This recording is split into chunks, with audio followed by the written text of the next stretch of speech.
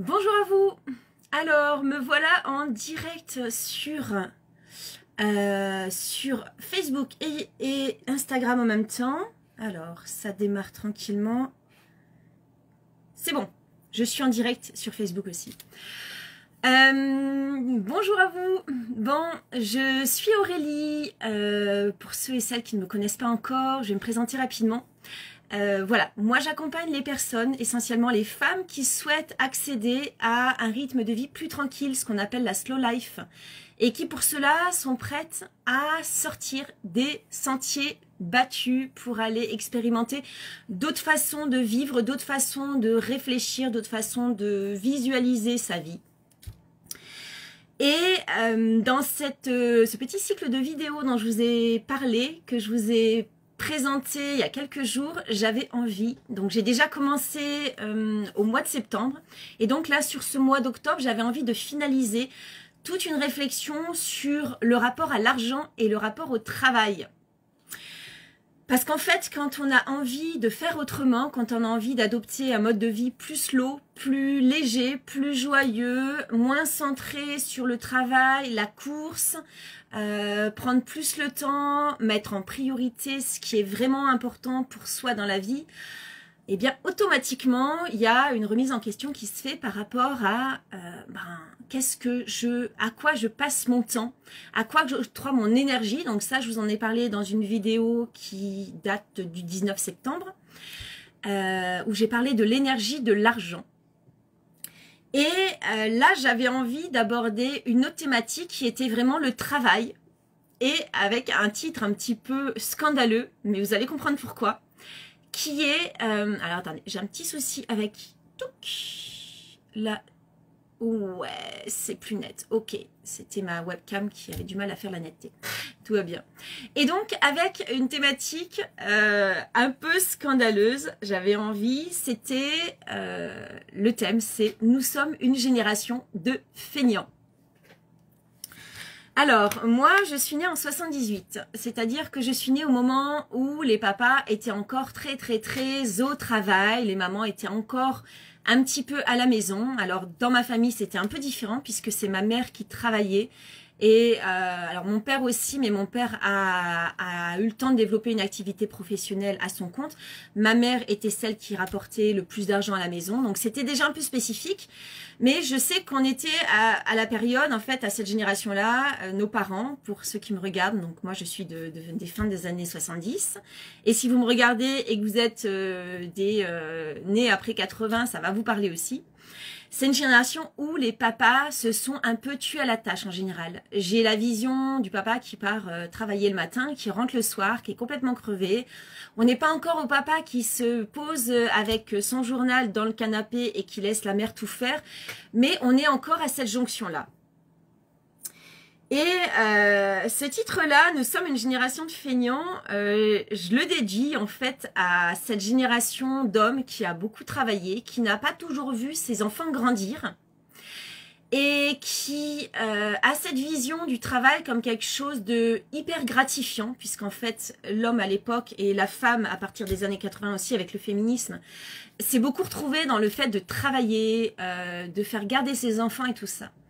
Et en fait dans ma génération, il y a eu un peu une remise en question de tout ça. Moi, personnellement, je suis très contente d'avoir octroyé une grosse partie de mon temps à élever mes enfants. Voilà, ça a été un choix, donc ça a été un choix vraiment conscient de passer une partie de ma vingtaine et de ma trentaine à être mère au foyer ou alors à travailler, mais en gardant une partie de mon temps, une grosse partie de mon temps pour mes enfants. Donc encore actuellement, j'ai ma dernière qui a 9 ans, qui est toujours instruite en famille, ce qui veut dire que je travaille, je ne travaille pas 35 heures par semaine. Mais ça sera la thématique d'une prochaine vidéo live que je vous ferai dans la semaine courant de la semaine prochaine, puisque on est déjà le 22 et que je vais faire toutes mes vidéos d'ici la fin du mois. Voilà, mais je vais parler aussi de mon voisin qui est vigneron, qui travaille beaucoup, hein, c'est des paysans, donc on travaille beaucoup quand on est paysan, et qui a repris l'exploitation de mon beau-père il n'y a pas longtemps, et qui se prend des week-ends par-ci par-là, qui se prend des journées dans la semaine pour dédier à ses enfants, qui se prend des après-midi entières où il ne fait pas garder son bébé, où il garde son bébé. Et pourtant, il y a des choses à faire, parce qu'une ferme, ça n'arrête jamais, il y a toujours des choses à faire. Eh bien, il a fait le choix, lui et sa compagne, de prendre ce temps-là que les paysans n'ont pas normalement, de prendre ce temps-là pour l'octroyer à sa famille, pour l'octroyer à ses amis, pour vraiment prendre du temps de décrochage. Alors, ce qui me faisait rire au départ, sachant que moi, je vivais déjà ce genre de vie que lui a choisi, c'est d'entendre mon beau-père dire, sous-entendre que son repreneur était feignant. Sous-entendre que quand même, tu comprends, il est parti 3 jours là, c'est bientôt les vendanges, il y a plein de choses à faire, il devrait pas partir, et pourtant il est parti. Et eh bien oui, en fait, j'ai envie de dire, on est une génération de feignants. En effet, on assume totalement.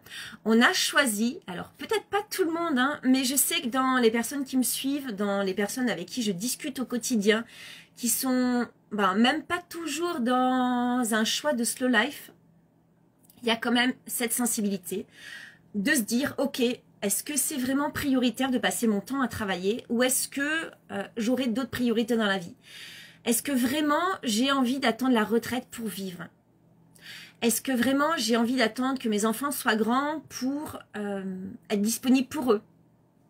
Alors peut-être qu'il y a quelque chose qui a changé aussi entre 2 générations. C'est que sur ma génération, on est très peu à se dire qu'on aura la retraite.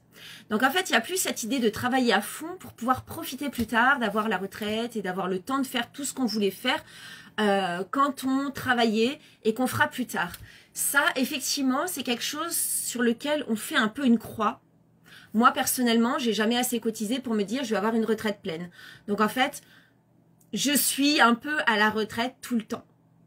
Il y a, je pense, ce côté-là qui diffère de la génération d'avant et qui fait que pourquoi se prendre la tête à bosser comme des fous maintenant alors que nos enfants sont petits, alors qu'on a plein de choses à faire, alors qu'on a des maisons à tenir et tout, pour une retraite qui sera peut-être inexistante ou au mieux petite.